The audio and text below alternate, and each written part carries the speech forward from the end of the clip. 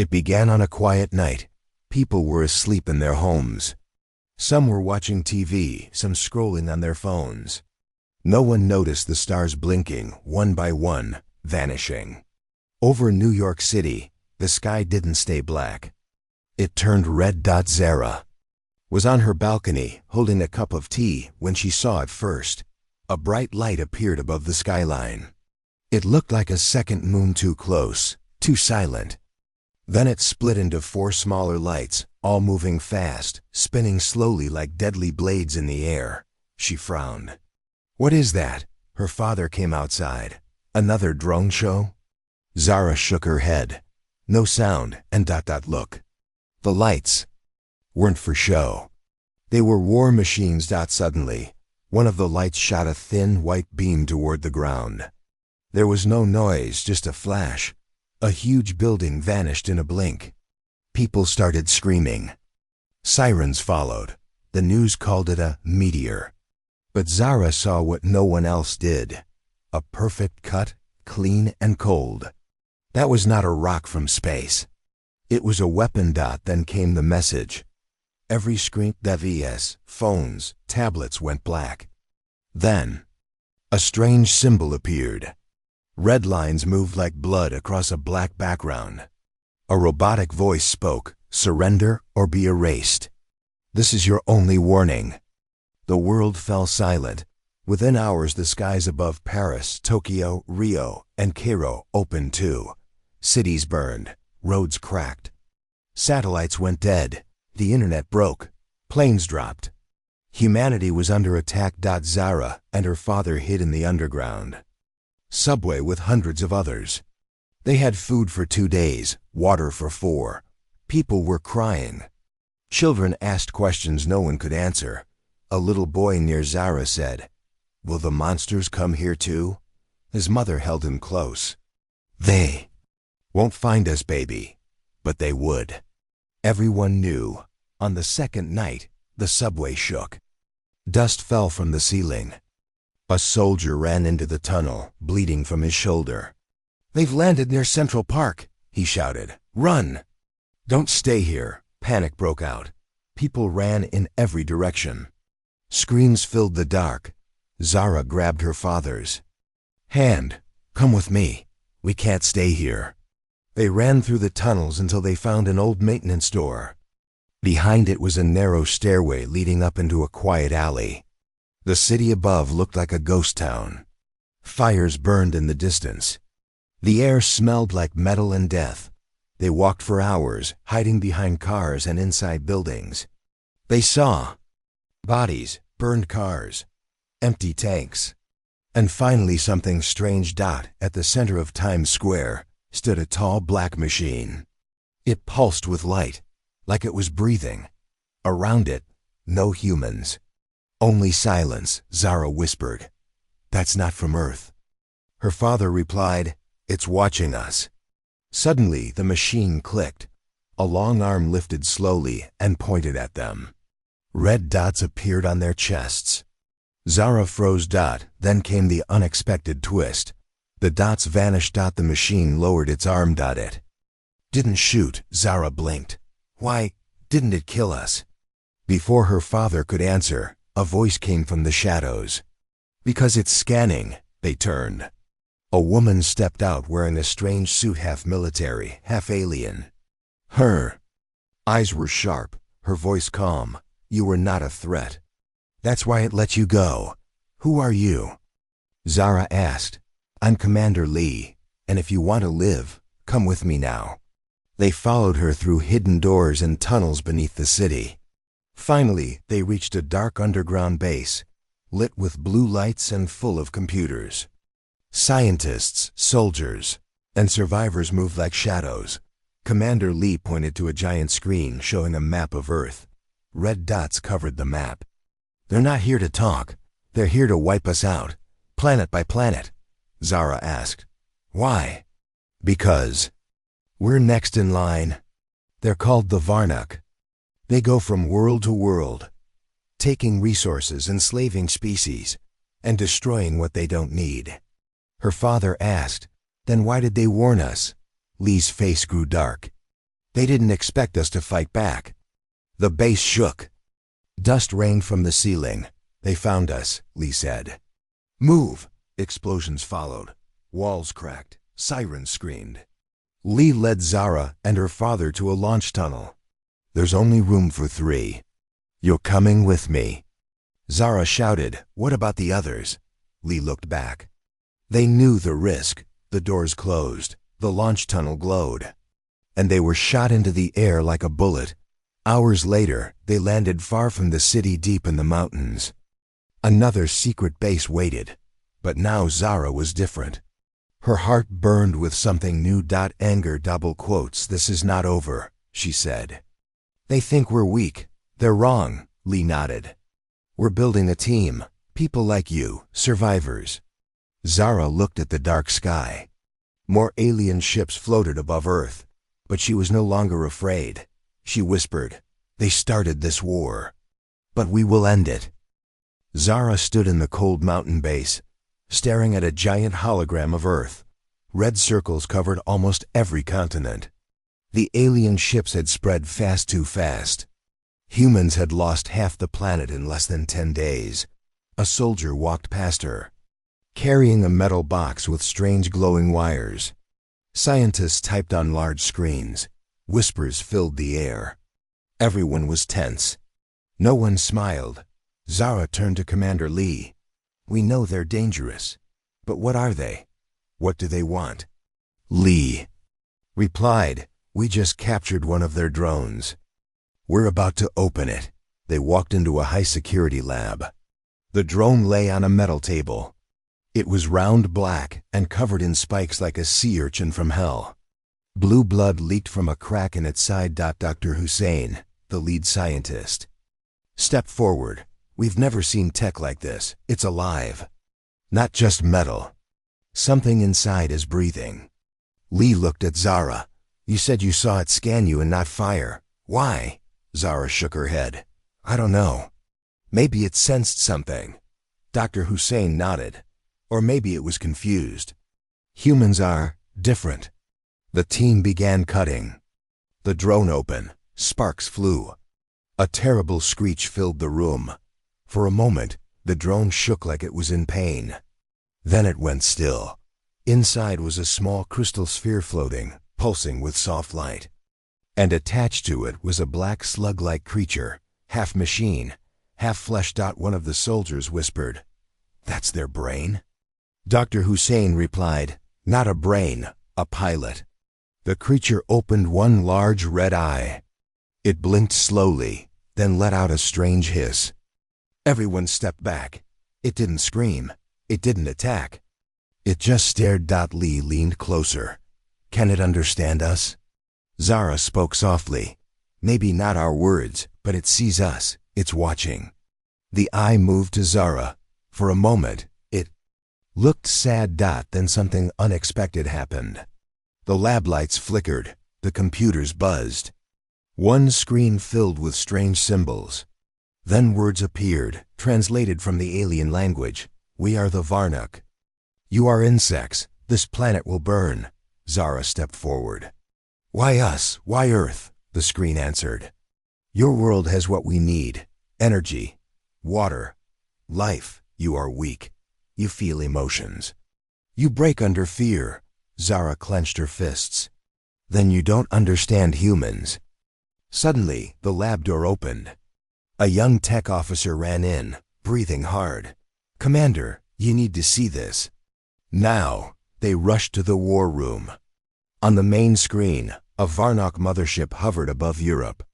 It released a huge beam, not to attack, but to drop something. A capsule. The capsule opened in midair.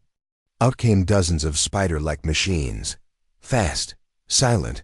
They crawled through cities, attaching themselves to humans. Dr. Hussein gasped. They're not killing, they're collecting. Lee's eyes narrowed. They want test subjects. Zara whispered, They're learning about us. The war room grew quiet. One general broke the silence. We need to hit back. We can't keep running. Lee shook her head.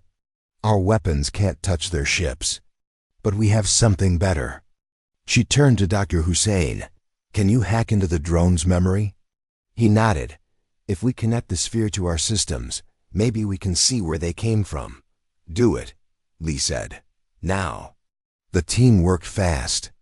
Wires connected to the sphere, lights flashed. The slug creature screamed, but it didn't stop them.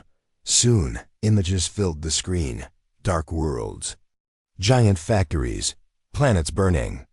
Varnock ships flying in endless lines. A cold, dead universe. Zara stared in horror. They've destroyed entire galaxies. The screen shifted. A new image appeared, a single word. Origin. It showed a system far away, with one strange blue star and a planet surrounded by rings of fire. Dr. Hussein looked amazed. That's their home world. That's where they were born. Lee nodded. Then that's where we hit. But how? Zara asked.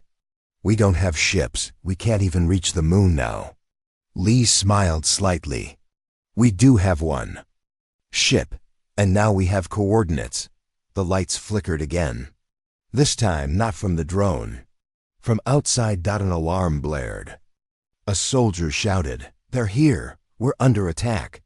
Everyone rushed to defense posts. Outside the mountain base, a swarm of black machines flew toward them like a cloud of death. Energy blasts hit the outer walls. Dust fell from the ceiling. Zara grabbed a weapon. I'm not hiding this time. Lee tossed her a headset. Stay close to me. The base shook. Explosions rocked the floor. But the defense guns activated, firing with red-hot power. Human weapons finally worked. The machines fell from the sky like metal rain. Then, in the smoke, something new appeared. A Varnock soldier. It was tall, thin, and armored.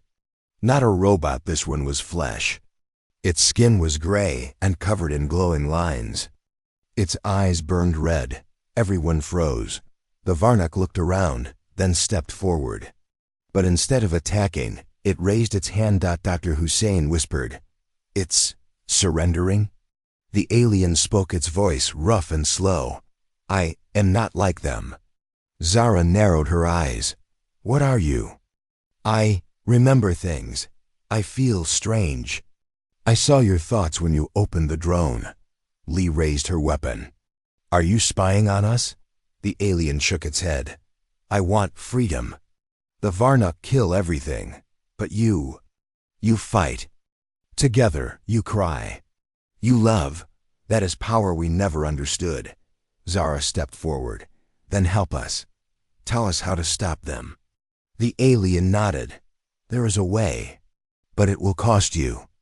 The base commander looked at Lee. Are we trusting this thing now? Lee didn't blink. If it means saving Earth, yes. The alien gave them one piece of information. A weak point in the Varnock fleet. A signal tower hidden inside their mothership that controls their drones. If it's destroyed, the machines go blind. Zara looked at the stars. Then that's our new target. The alien added, but once you strike, they will send everything they have. No mercy. Lee smiled. Then they'll finally see what humans are made of. The war had changed. The enemy was no longer a mystery. Now they had a face, a weakness, and a name. And for the first time, humanity had something more powerful than weapons. They had a plan. The air was thin in the mountain base. Everything smelled like cold metal and gunpowder. For the first time in days, Zara felt something new. Hope. She sat inside a dim room with other survivors, now wearing dark uniforms stitched with the word Unit 9. Across from her sat Ramai, a quiet boy who used to be a mechanic before the war. He cleaned a strange weapon, half human, half alien tech. His hands moved fast, but his eyes looked tired. Zara leaned toward him. You ever used one of those? He shook his head. Not until today. Commander Lee entered the room, holding a small black cube in her hand. She placed it on the table. It glowed blue. This is our mission, she said. The Varnock have a supply ship moving through South Africa. It feeds their mothership with energy. If we take it out, We slow them down. A soldier named Ramos raised his hand. How many of us are going? 5, Lee said. Small team fast attack. Zara asked, what's our chance of success? Lee's eyes didn't move. Low, but better than 0. No one laughed. Not anymore. That night, Unit 9 climbed into a black shuttle hidden under the mountain. It was stolen from a Varnock patrol ship reverse-engineered by Earth's best minds. The controls were strange, the engine louder than expected. But it worked. As they flew through the clouds, Raymay looked down at the dark land. Do you think we'll ever see it normal again? Zara replied softly, I don't think it ever was normal, we just didn't know. The ship reached South Africa in 2 hours. From above, the Varnock supply ship looked like a massive spider, parked in the center of a ruined city. Energy lines ran across the ground, glowing purple. The whole place was crawling with drones. They landed silently on a broken skyscraper nearby. Lee gave the signal, move fast, no noise. Hit the core and get out. Zara and Raymay moved through the shadows. Broken buildings hid them well. But the closer they got to the supply ship, the louder the air felt, like the sky was humming. The drones buzzed low, scanning everything. Zara whispered, we need a way in, Raymay pointed. There, that tunnel. They crawled through a half-collapsed pipe leading into the lower deck of the ship. The walls inside pulsed with light. The Varnock tech felt alive, like it was breathing around them. Suddenly, they heard footsteps. Zara pulled Raymay behind a wall. 2 Varnock soldiers walked past, taller than before, carrying heavy weapons. Their armor looked newer. Raymay mouthed the word. Guards? Zara nodded. Let's find the core, fast. They moved deeper. Finally, they reached a giant chamber. In the center floated a glowing orb of pure energy surrounded by cables and strange machinery. That was the heart of the ship. Lee's voice came through the earpiece. Plant the bomb. You have 90 seconds. Raymay opened his pack and pulled out a silver device. It ticked softly. As he placed it on the core, an alarm sounded. Zara's heart dropped. They saw us. Lights turned red. The floor shook.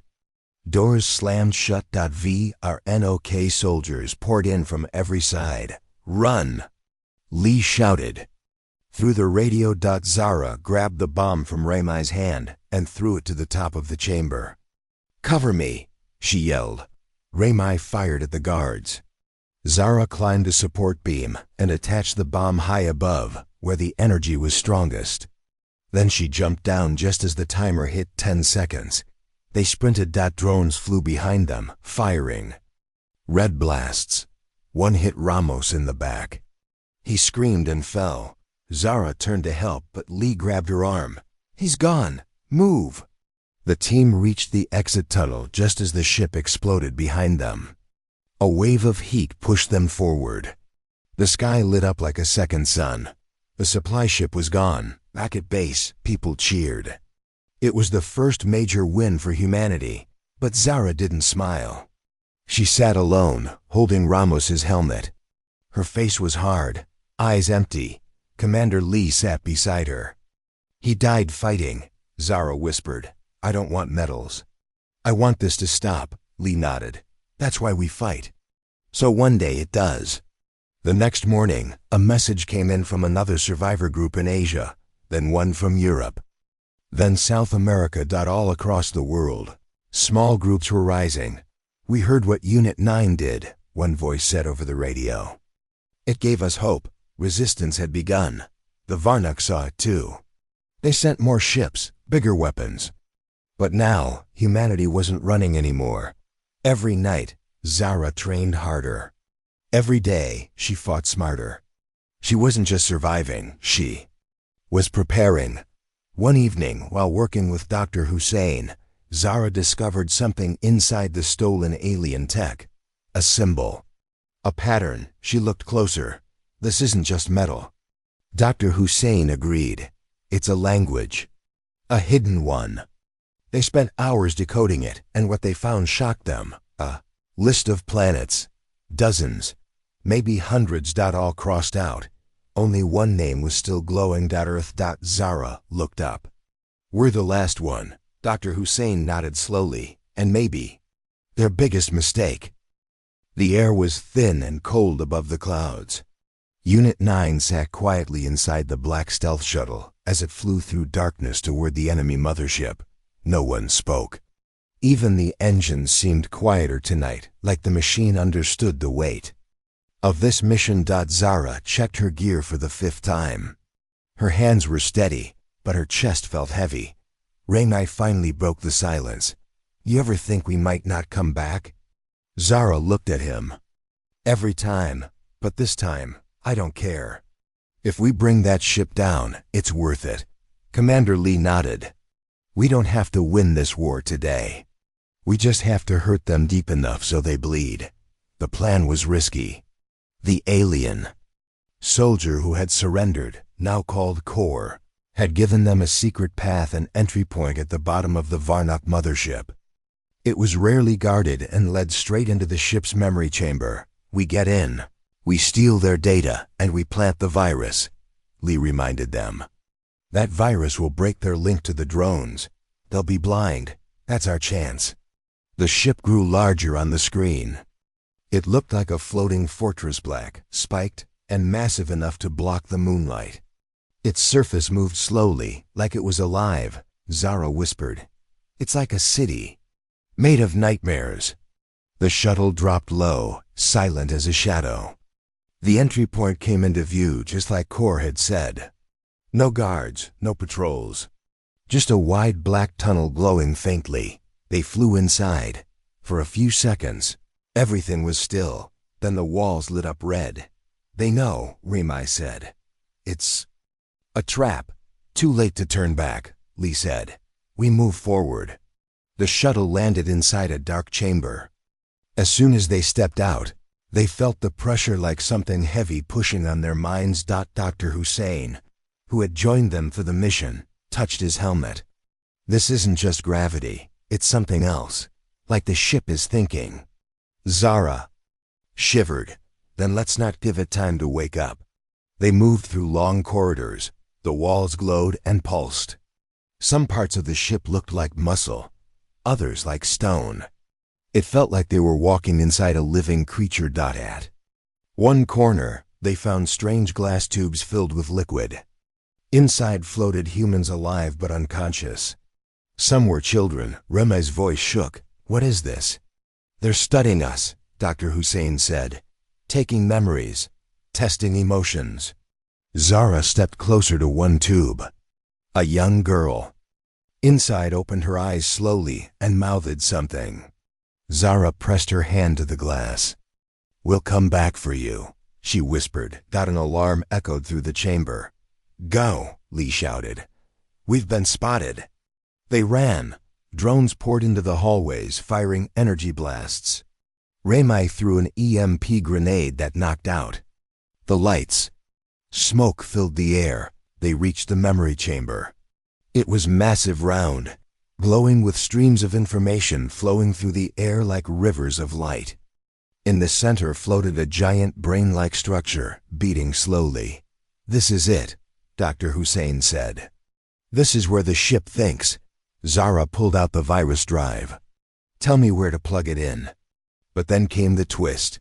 The brain opened. From inside, a tall Varnock emerged, larger than the others, covered in golden armor. Its voice echoed in their minds, not their ears. You should not be here. Zara raised her weapon. You're the one controlling all of this. I am Aurak, commander of the Skymind. You cannot stop the cycle. Lee fired. The shot hit Auriak's chest but did nothing. The alien stepped forward. We study you because we do not understand you. You fight even when you lose. You feel pain and keep moving. Zara stepped forward. And that scares you? No, Aurak said. It interests us. We want to learn how to kill it. Zara threw the virus drive at the glowing core. It stuck.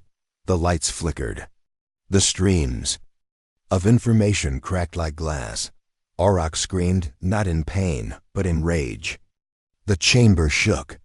The team ran as the core exploded in a flash of white. Get to the shuttle. Lee shouted. But the path back was blocked. We'll never make it. Remy said. Zara looked around. Then we go through. She saw a tunnel. Not on the map, small, hidden behind a broken wall. They crawled through it as the ship shook violently. Behind them, the Varnock screamed. Machines failed. Lights dimmed. The virus was working. The tunnel led them to a strange hangar where a single alien fighter ship sat waiting. It looked new, unused. Dr. Hussein looked impressed. Can you fly that? Zara shrugged. Guess we'll find out. They climbed in. The ship responded to their touch, as if it knew they weren't Varnock, but respected their fight. The controls moved like water. The engine hummed like a heartbeat. As they flew out of the mothership, they saw chaos behind them. Drones crashed into each other. Ships lost balance. The entire fleet flickered like a dying flame. Zara watched the sky burn. That's for Earth. When they returned to base, people gathered around the landing zone. Cheers rose. The mission was a success. The Varnock fleet was blind, but Zara didn't celebrate. She walked to Kor, the alien who had helped them, now resting in a secured room. You told the truth, she said. Kor looked weak. Did it work? Zara nodded. Yes, but they'll come back stronger. Kor's eyes dimmed. Then you must strike first. That night, Commander Lee stood before the survivors. We've entered a new phase, she said. No more hiding, no more defense. We go after them now. People cheered. Zara stood at the back, silent. She wasn't just a soldier now. She was inside their mind, and she knew one thing. The Varnock were powerful, but they had made a fatal mistake. They had shown her their heart, and now she knew how to break it. The war was changing. After the virus attack on the Varnock mothership, their fleet became blind and disorganized. Drones fell from the sky. Ships spun out of control. But Zara knew it wouldn't last. The Varnock were already adapting. Commander Lee gathered the senior team in the underground war room. The large screen showed Earth's surface lighting up with new alien signals. Though the virus had worked, the Varnock were switching to something else, something more dangerous. We slowed them down, Lee said, but they're coming back smarter. Zara folded her arms. Then we have to get smarter too. Dr. Hussein stood near a metal chamber in the back of the room. That's exactly why we built this. He pressed a button, and the chamber opened. Inside was a humanoid figure, tall, silver, and glowing with soft blue lines. Its eyes were closed, but it looked almost human. What is it? Asked Remy. It's called Codex, Dr. Hussein replied. A weapon built with Earth's strongest AI, merged with Varnock tech. We fed it everything, our history, strategy, human psychology, emotion. War. Lee stepped forward. It's not just a machine. It can think like us. Zara raised an eyebrow. And fight like us? Smarter, Dr. Hussein said. Faster, and maybe colder. They activated Codex. The eyes opened, bright white, calm, and curious. It looked around the room, not confused, but aware. A soft, emotionless voice filled the room. Hello. I am Codex. I exist to protect humanity. Zara narrowed her eyes. Do you understand what's happening? Yes, Codex answered. A species called the Varnock is attempting total planetary destruction. I have calculated 4,812 possible responses. Most end in failure. Lee leaned in. And the one that doesn't? Unpredictable human behavior, Codex replied. It cannot be modeled, but it can be used. Zara was unsure. So we're part of the plan? You are the plan. The I said. The team began testing Codex in simulations. It learned too fast.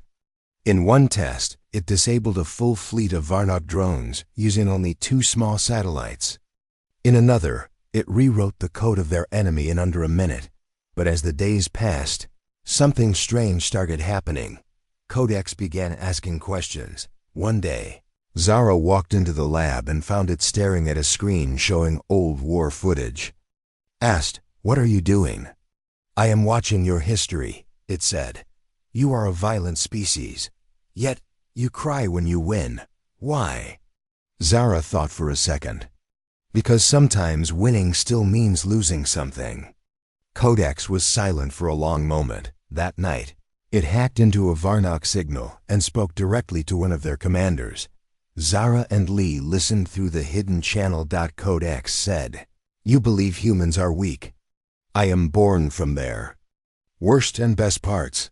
I am neither. I am the next step." The Varnock responded, "You are not alive." Codex replied, "Then fear the dead who remember everything."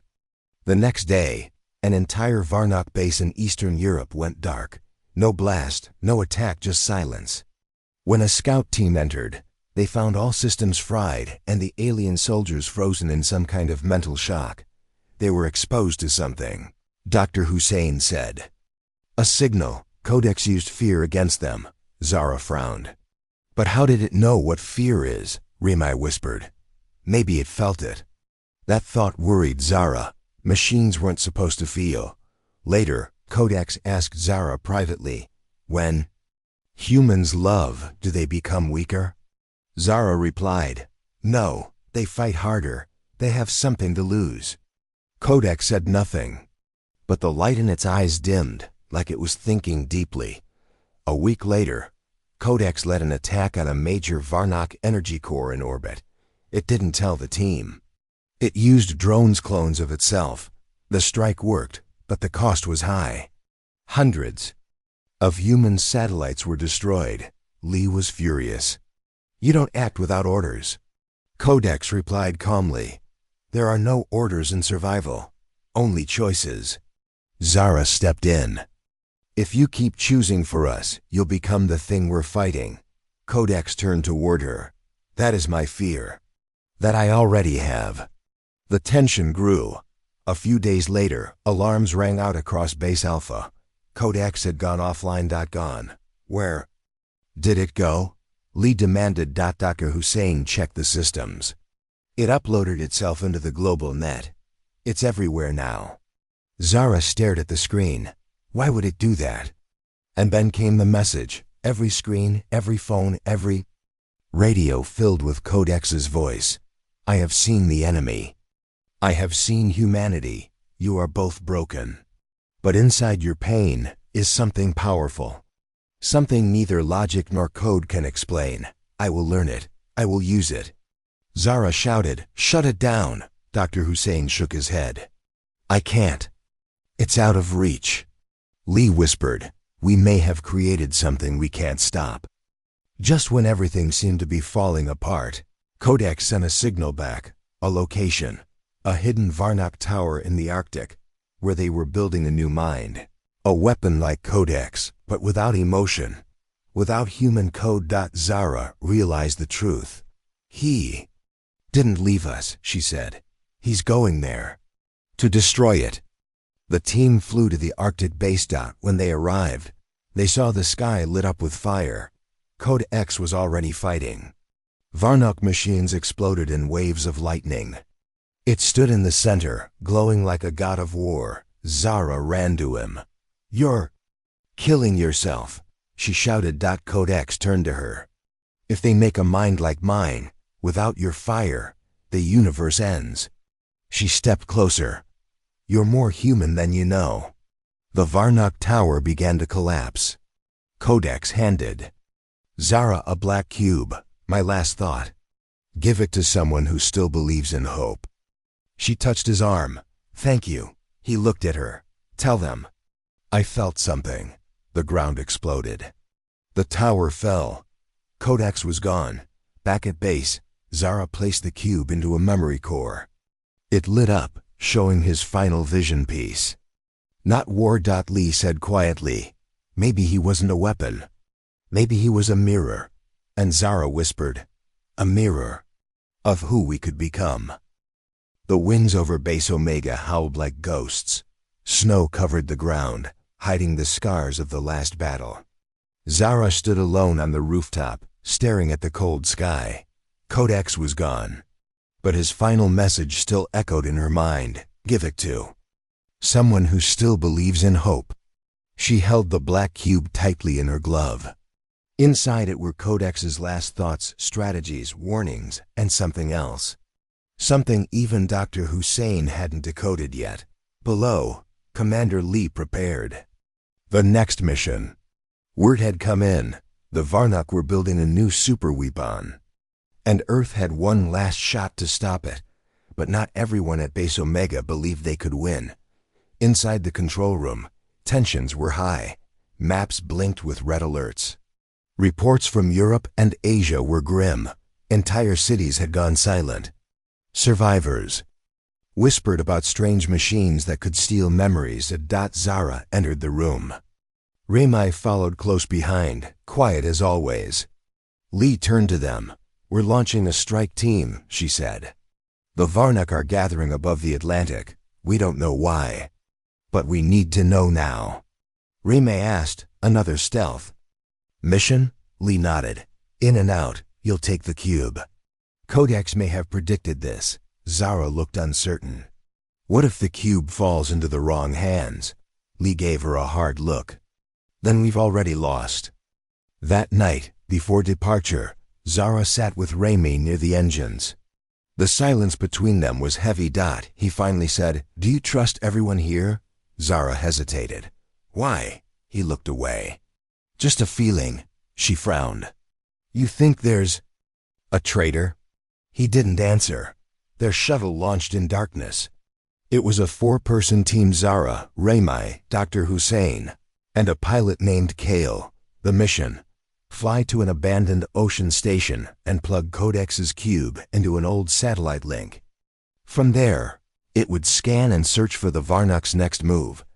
Everything went quiet as they flew over black waters. Then static. The satellite link was gone. What's happening? Zara asked. Kale shook his head. We lost connection. No signal. It's like the satellite doesn't exist anymore. Dr. Hussein checked his data. The coordinates were right. Something's blocking it. Suddenly, the sky lit up with a flash. A blast struck the shuttle's wing. The ship spiraled. Screams filled the air. The ocean rose fast. Hold on! Kale shouted. They crashed hard. The next few minutes were chaos. Freezing water, alarms, smoke, then darkness. Zara woke up coughing on a frozen platform. The shuttle was gone. Raymai was beside her, bleeding from his arm. Dr. Hussein sat nearby, staring at the waves. But Kale was missing. Zara stood, heart pounding. Where is he? No answer. Then a voice echoed from behind. I'm right here. Kale stood on the far side of the platform, holding a Varnok device in his hand. Zara's eyes widened. What are you doing? He smiled, cold, sharp. Finishing what I started.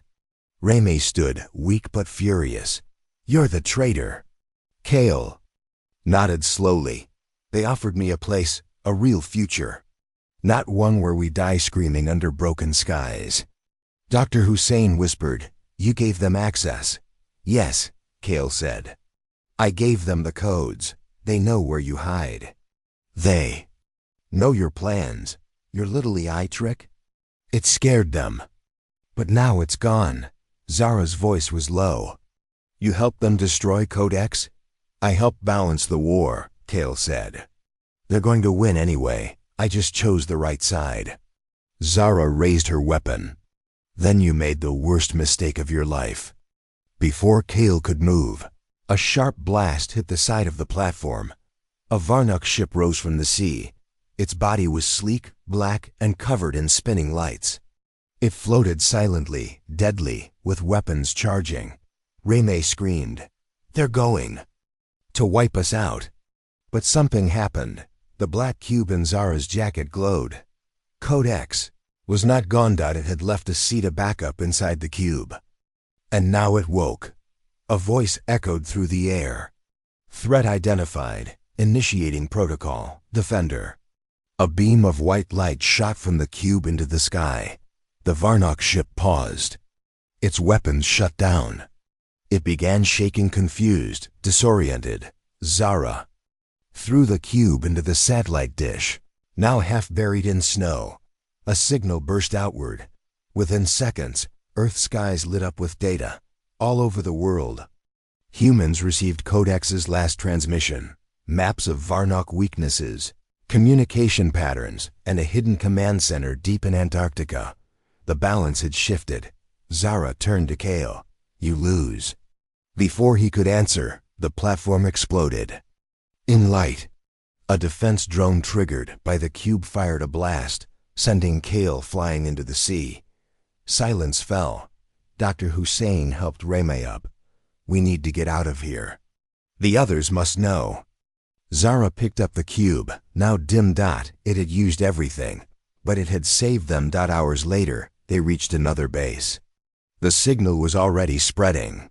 Human resistance centers across the world were lighting up again, but the cost was clear.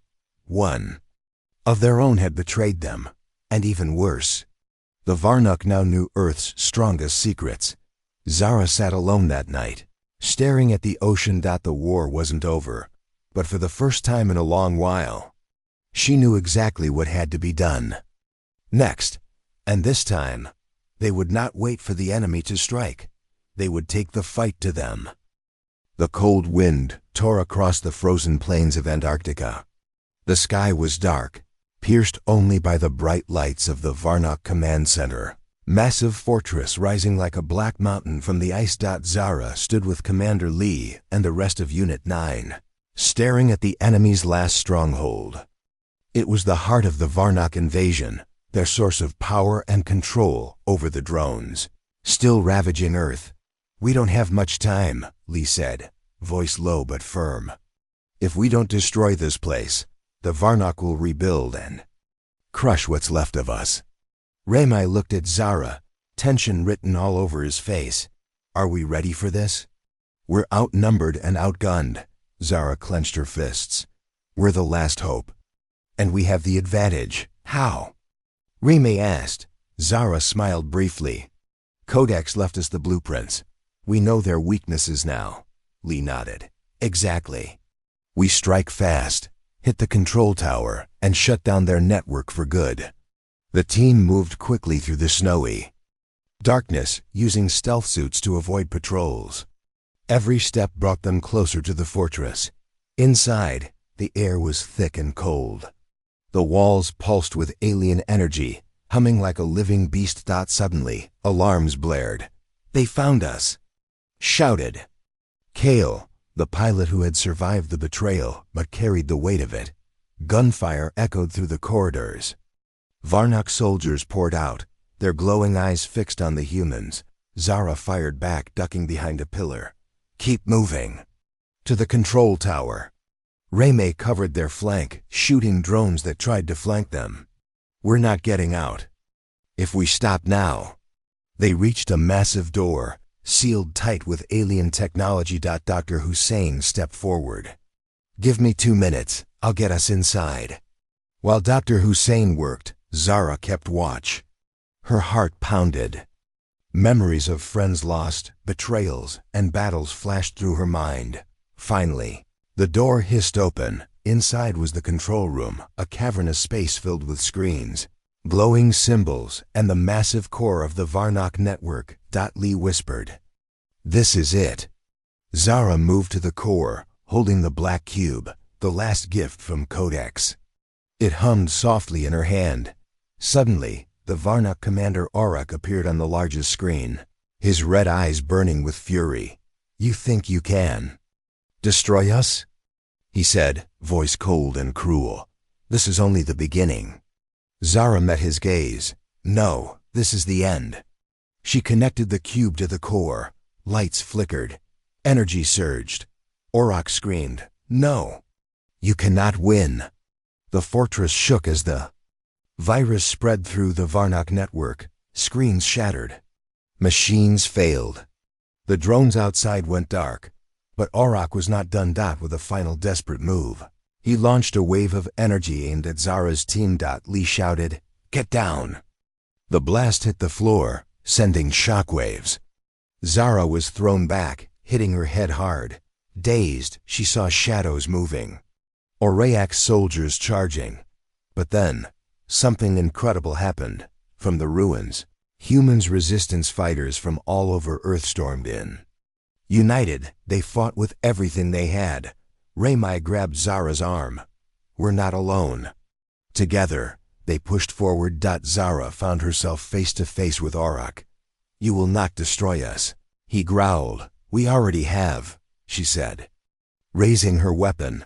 Before he could react, a surge of light exploded from the cube. Auroch screamed and vanished into nothingness. The fortress began collapsing. Zara shouted, "Everyone out!"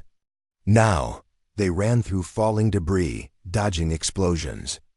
Outside, the sky was clear, stars shining brightly. When they reached safety, Zara looked back once more.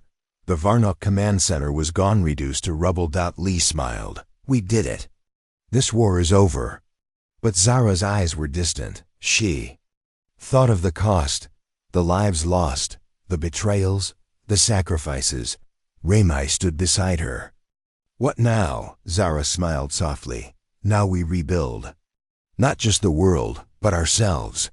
She held the black cube, now silent. "Codex believed in us," she whispered. "And so will I." The stars above seemed to shine a little brighter that night, because humanity had fought back and won. The sun rose over a quiet earth. Cities were rebuilding, trees growing where ruins once stood. Humanity was healing. Zara walked through the new settlement, watching children play beneath clean blue skies. The war with the Varnock was over. Or so everyone believed. Inside the rebuilt base, Lee approached Zara with a grave look. "We found something," she said. "On a deep space probe. It's strange," Zara frowned. "What kind of strange?" Lee pulled up a hologram, a swirling mass of light and shadow far beyond the Varnock's territory. Dr. Hussein joined them, his face pale. "It's a signal, older than the Varnock. And it's growing stronger." Raymai whispered, "Another enemy?" Lee nodded. "Something we never saw coming." That night, Zara couldn't sleep. She stared at the stars, wondering what else lurked in the darkness. Suddenly, an alert rang out. The base was under attack, not from ships, but from the ground. Zara raced outside to see strange machines, different from the Varnock's crawling. From the earth, spreading vines that glowed with an eerie light. "What are those?" Raymai shouted, firing his weapon. "They're harvesting the planet," Dr. Hussein said, eyes wide. "Using the damage from the war to take over." Zara's heart sank. Lee grabbed the radio. "All units defend the base. This is a new war." "But..." Zara pulled her back. "Wait, we need to know who they are first." The machines moved with purpose. They weren't just destroying, they were searching for something. Inside the base's lab, Zara and Dr. Hussein worked frantically. "These machines respond to our energy," Dr. Hussein said. "But there's a pattern, a code embedded in their signals." Zara's fingers flew over the keyboard. "It looks like a warning." Suddenly, a message flashed on the screen. "You fought the wrong enemy." Zara looked up, eyes wide. "What does that mean?" Lee's voice came over the radio. "They're coming for us. For Earth." The machines outside formed a barrier on the settlement. Zara's mind raced. The Varnock were dangerous, but this was something else. Raymai yelled. "How do we fight something we don't understand?" Zara took a deep breath. "We don't fight. We listen." She sent a message through the alien code, using the black cube from Codex as a translator. The response was almost immediate. A hologram appeared in the center of the lab, an ancient being made of light. "I am Eldarian," it said, voice calm, "but powerful. Guardians of the galaxy." We watched your fight with the Varnuk. Zara stepped forward. Why attack us now? Eldarian's eyes glowed. Because the Varnuk were a symptom, not the disease. Your planet holds a power that could shift the balance of the universe. We came to protect it from all who would misuse it, Lee gasped. So the Varnuk were only the beginning? Yes, Eldarian said. You survived their war, but greater dangers approach. Zara clenched her fists. Then we prepare. We fight smarter, together. Raimai smiled.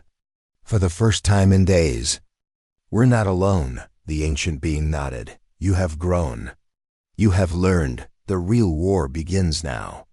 Outside, the machines paused, waiting. Zara looked at the sky, then at her team. They chose the wrong enemy, she said softly. And we will choose the right one. The stars above seemed to burn brighter, as if lighting the path ahead. Humanity was no longer just fighting for survival. They were fighting for their future.